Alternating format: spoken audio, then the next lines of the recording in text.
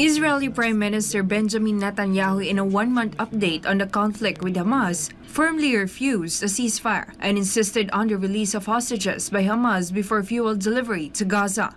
The conflict started on October 7 when Hamas attacked Israel, causing over 1,400 casualties and taking 240 hostages. Israel responded with airstrikes and ground operations, resulting in more than 10,300 casualties, including many civilians.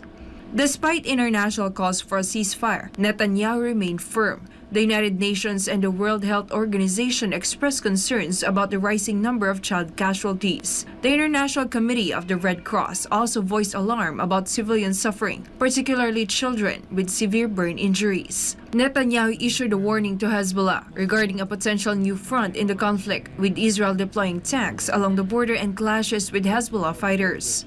Netanyahu also said that Hezbollah opening a new front in the ongoing conflict will be the mistake of its life. Israeli forces have already deployed tanks along its border with Lebanon and has exchanged fire with fighters of Hezbollah. Meanwhile, the United States emphasized that it does not support the Israeli reoccupation of Gaza and stressed Palestinian leadership in decisions about Gaza's future, according to the White House National Security spokesperson John Kirby. According to Kirby, Biden believes that a reoccupation of Israeli forces of Gaza is not the right thing to do. Kirby's comments comes after Netanyahu suggested that Israel would take control of Gaza's security for an indefinite period, and this would happen after the war with Hamas. To recall, Netanyahu said, and quote, "When we don't have the security responsibility, what we have is the eruption of Hamas terror on a scale that we couldn't imagine." But Kirby recently said that there needs to be a healthy set of conversations about what post-conflict Gaza looks and what the governance looks like.